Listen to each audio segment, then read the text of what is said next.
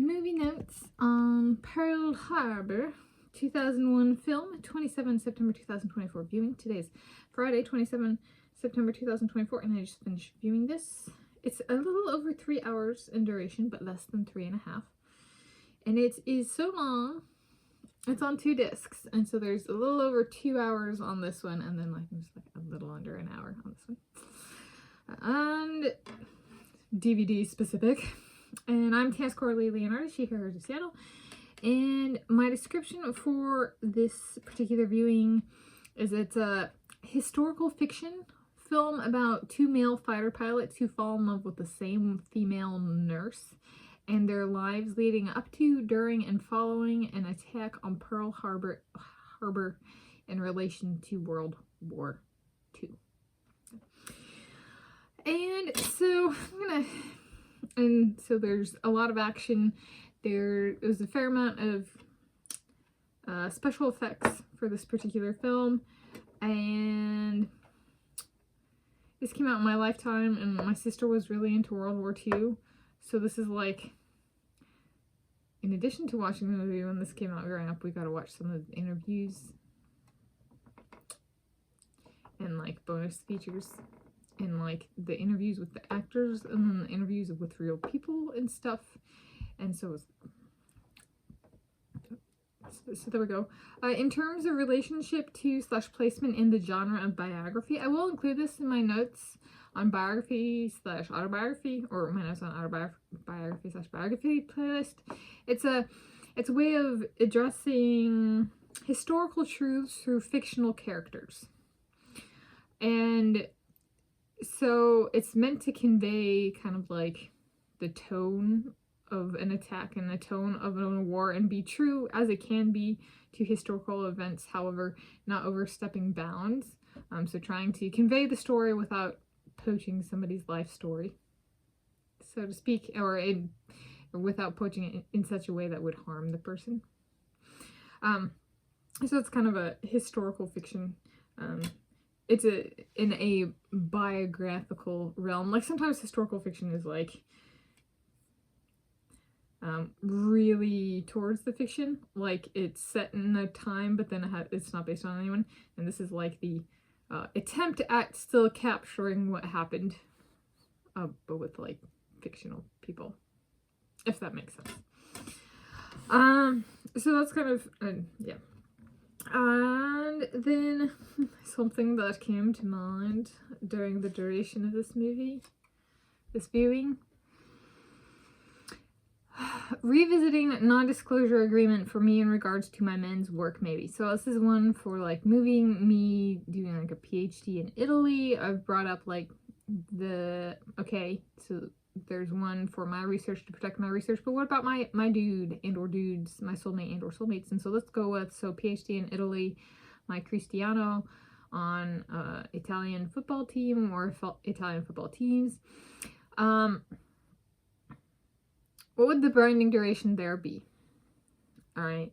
Because I said for mine, it's once the final product, so like once the paper is published or whatever it is, they're free to talk about it. So what would it be for me in regards to my men's work? And football's a good one, because it's kind of not quite so here is the final work product, kind of as a research paper or scientific study that, outputs the final product, even if there are like conferences along the way of a research paper. So it's like for binding duration, this is what I came up with. As long as it is working, don't break it, so I don't share it. An example, how we came to decide upon me spectating Cristiano in person in football games on Thursdays or Saturdays. Switch my work days around some weeks. So let's say there are football matches on Thursdays and Saturdays, or occasionally one of those, one of those, then figuring out, talking with my advisor and figuring out if I can switch work days. So then it would be like a work week for me would either be Monday through Friday, 8 hours a day, or it would be Monday, Tuesday, Wednesday, Friday, Saturday. Yeah. All right, but how we came up upon that decision would be then something a non-disclosure agreement would be enacted for, and essentially it would be binding through us using it.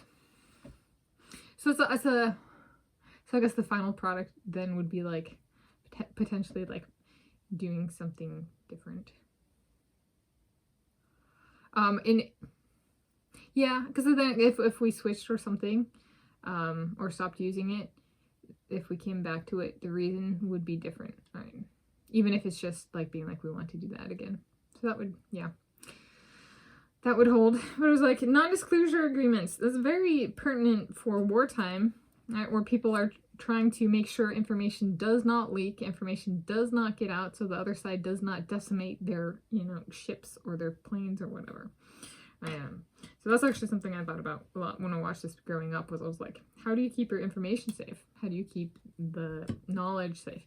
And so something that's used in modern society, in business, I haven't heard it so much in research, like in academia, though I don't necessarily know if people, I think it's kind of more of like within personal lives. But I don't actually know. I didn't ever pry. And for all I know, that's actually a normal thing. And in certain like departments, so like in the law school or like a business school, that might actually be a commonplace thing. But yeah, this one with wartime, making sure information does not leak to the enemy for survival purposes is a very real concern. So it was just kind of like spectating in person, very real concern. Especially if my man gets injured or something, or I want to be there for him. So there's a survival element there of wanting to be there when I can and making it work. So making sure not to leak that information as to why we chose it, so that people don't hijack it, right? Cristiano and his ladies, me and Scar baby. Meet the Grace Girl, Scar baby Leonhardi. Do we eventually figure out how both of us ladies can come spectate our man? And he goes, my ladies are here today, Tanis and Scar baby. Okay. He's like, where's Sharpie? Sharpie's like, I'm still looking up on the top stair for you, babe. Sharpie's also a squirrel. But yeah, so there you go. Non-disclosure agreements. It's a term that,